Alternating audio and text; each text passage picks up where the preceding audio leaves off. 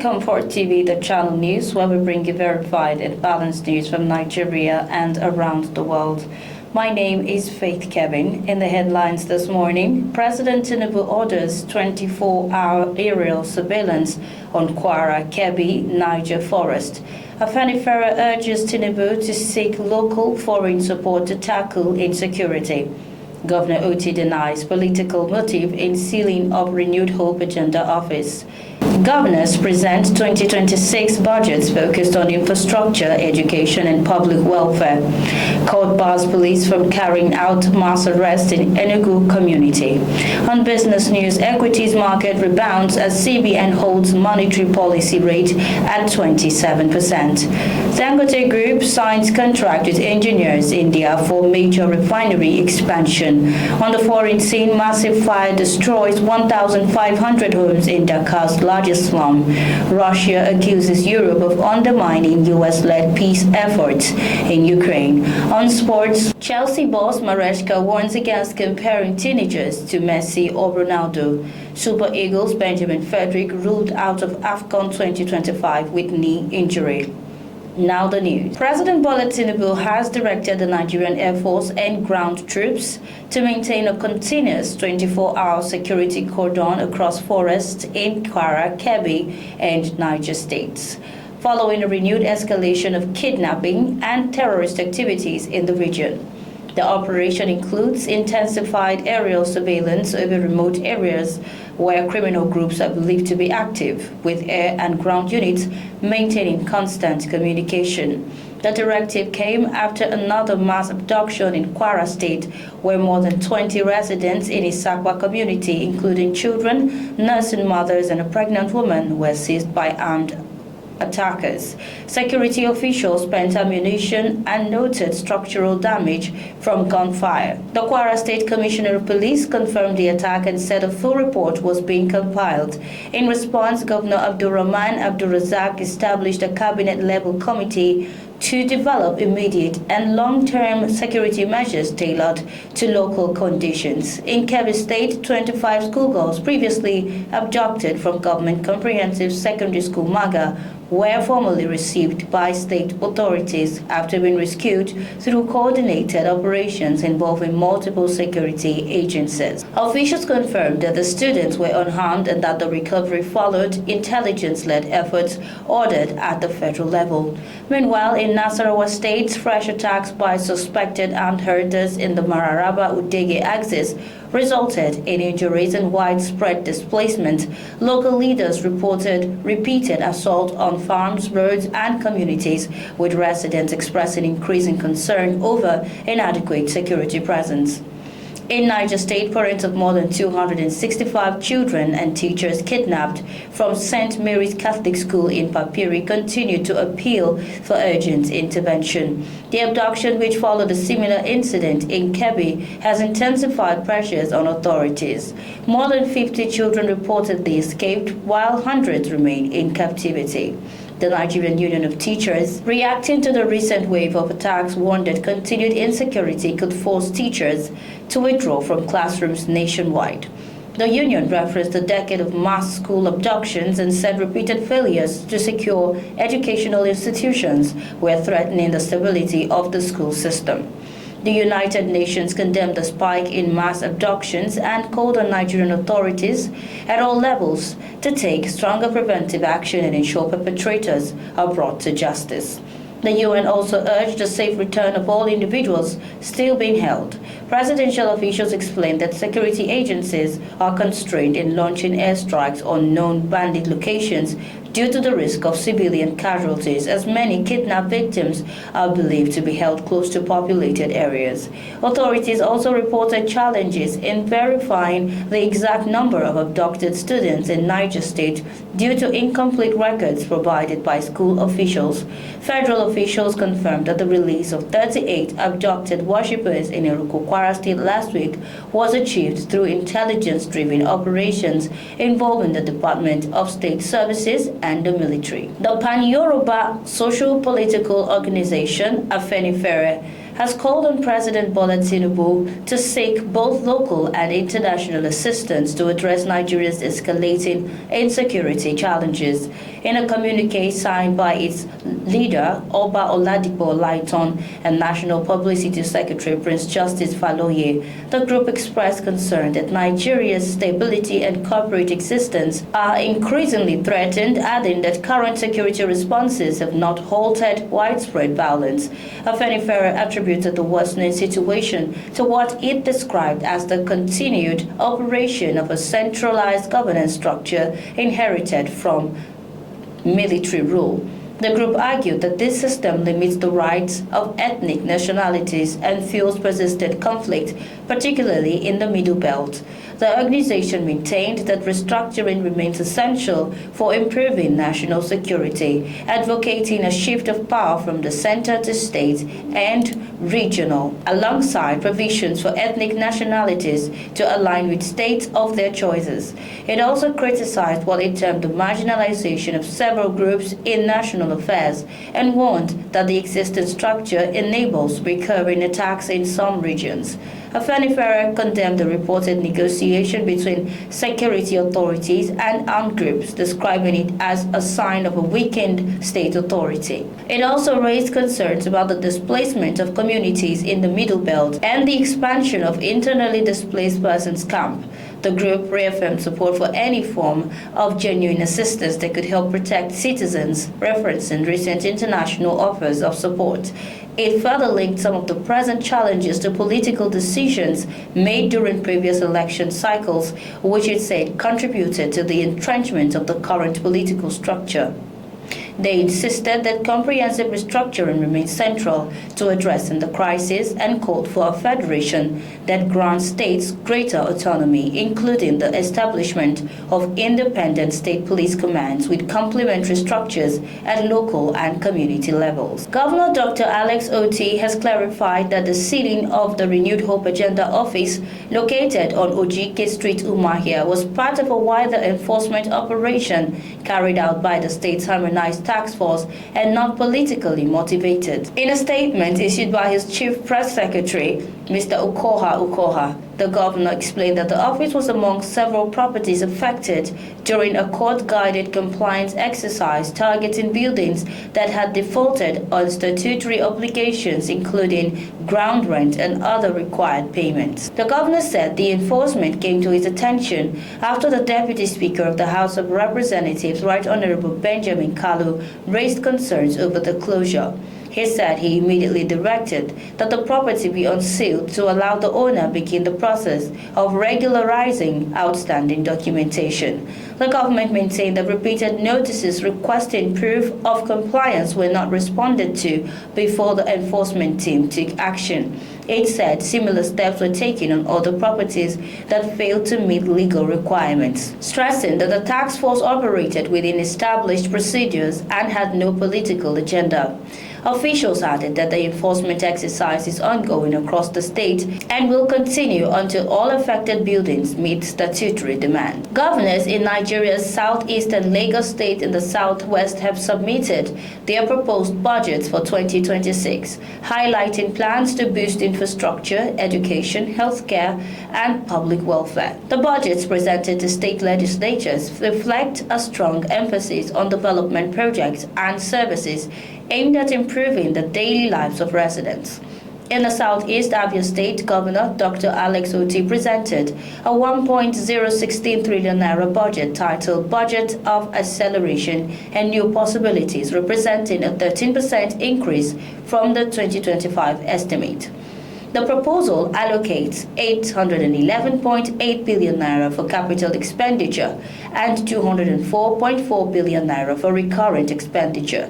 About 20% of the budget is earmarked for education, covering salaries for roughly 15,000 teachers and funding for capital projects. The health sector receives 15% of the budget, while 169.3 billion naira or 16.7% is allocated to road construction, rehabilitation, and maintenance. Anambra State Governor Dr. Chukwuma submitted 757 billion naira budget proposal tagged Changing Gears 3.0. Solution continues with 79% allocated for capital projects and 21% for recurrent expenditure.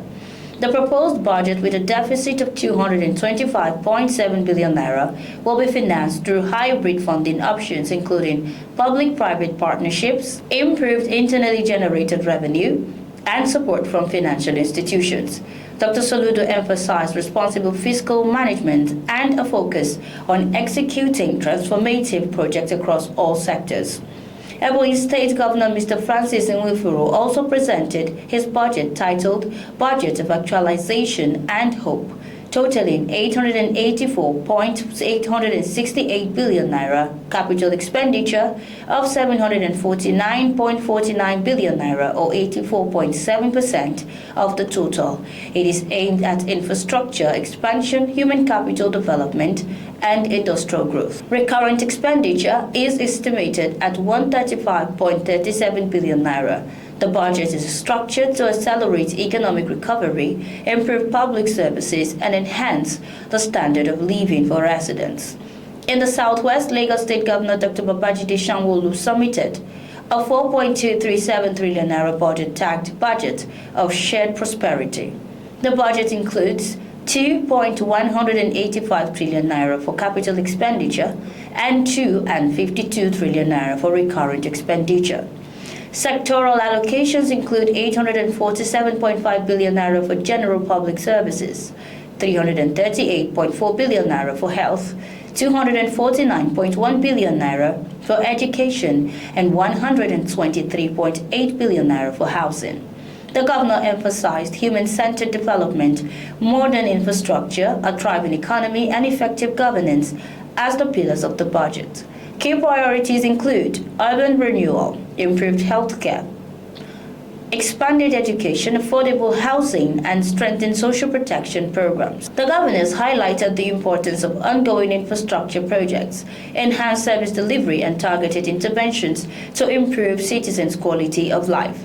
They stressed that their proposed budgets aim to foster inclusive growth, strengthen public welfare, and ensure that development benefits all residents in their state. A sense of relief has returned to Mburubu community in Nkanu East local government area of Enugu State after the State High Court issued an order stopping the police from carrying out a planned mass arrest of more than 70 permanent residents.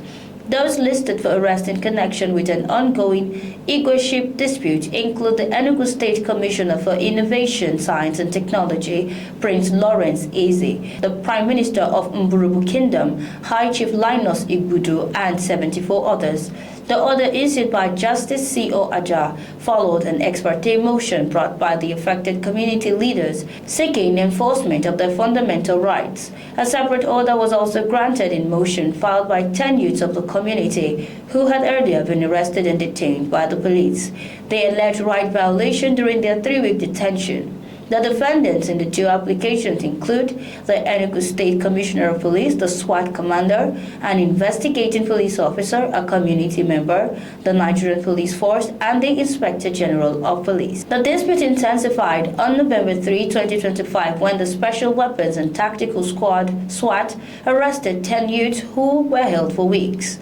The youths later alleged severe mistreatment in custody and claimed the arrests were linked to their refusal to participate in the New Yam Festival organized by a disqualified aspirant to the Igwe Chiefs too. In their applications, the community relied on 2 earlier court orders restraining the same aspirant from parading himself as traditional ruler and from organizing the New Yam Festival scheduled for November 1, 2025.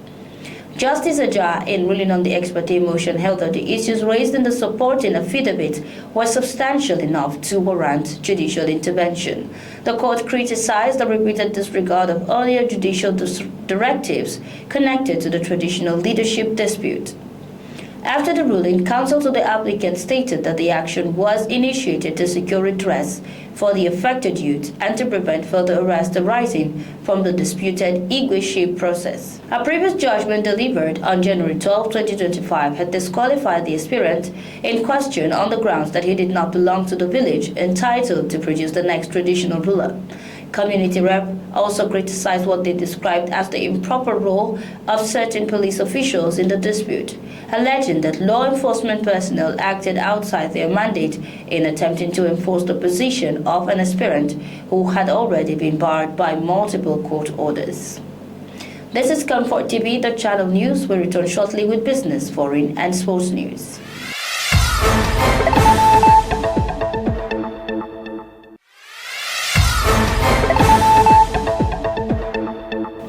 Many thanks for staying tuned to ComfortTV.channel news.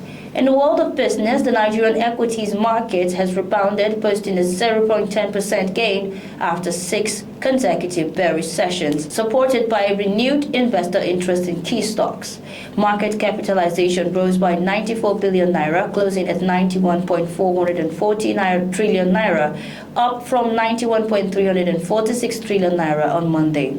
The all-share index increased by 148.52 points to 143,763.13 with 23 gainers against 20 losers. Leading the gainers were federal government, NCR, Nigeria, Ikeja Hotel, Prestige Assurance, and Unicel Interlinked. Conversely, Union Deconsult and Caverton Offshore Support Group recorded the largest losses, each down 10%, while Suno Assurances, the Sako Assurance, and Axam and SARD also declined. Trading activity saw a slowdown, with 556.2 million naira shares worth 18.7 billion naira exchanged across 19,500 deals, compared with 892.5 million shares valued at 23.5 billion traded in 20,225 transactions on Monday. Moving on, Nigeria's Dangote Group has formalized a contract with Engineers India Limited to support the expansion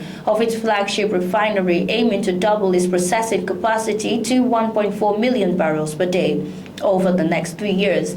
Announcing the development at a press briefing in Mumbai on Wednesday, Dangote Group Chairman Alhaji Aliko Dangote emphasized that the expansion is part of the company's strategic drive to strengthen domestic petroleum production, reduce Nigeria's reliance on imported fuel, and capture growing demand across West Africa. The Lagos-based refinery is currently one of Africa's largest private sector oil projects, producing a range of refined petroleum products including gasoline, diesel, and jet fuel for both domestic consumption and export markets. The planned expansion will enhance operational efficiency, output, and revenue potential, positioning the Dangote refinery as a key player in regional energy supply chains. Alhaji Dangote noted that Engineers India Limited, a global engineering and technology services provider, will deliver specialized project management, engineering, and technical oversight to ensure compliance with international operational and environmental standards. Foreign now, a devastating fire swept through Korail, Dakar's largest slum, destroying about 1,500 homes and leaving thousands of residents without shelter. The fire affected a densely populated settlement, which is situated near the capital's upscale Gulshan and Banani neighborhoods. 19 firefighting units responded to the blaze, managing to bring it under control after 5 hours. By Wednesday morning, the fire was fully extinguished. Despite the scale of the incident, no casualties were reported. The rapid spread of the fire was exacerbated by the narrow access routes, tightly packed structures, and the highly flammable construction materials used throughout the settlement. Many homes in Korail also contained gas cylinders and exposed electrical wiring, which increased the risk and intensity of the fire. Korail, which houses an estimated 10,000 families across approximately 90 acres, has experienced multiple fires in recent years. Major incidents were recorded in February, March, and December of the previous year.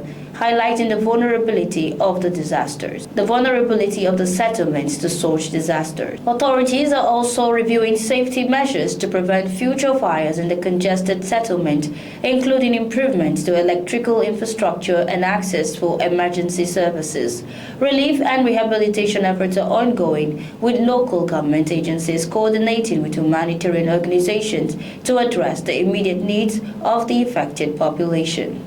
Still on the foreign scene, Russia's foreign ministry has accused European politicians and media of attempting to disrupt U.S.-led diplomatic efforts to resolve the conflict in Ukraine. Spokesperson Maria Zakharova characterized repeated information attacks from Europe as efforts to obstruct the political and diplomatic settlement of hostilities.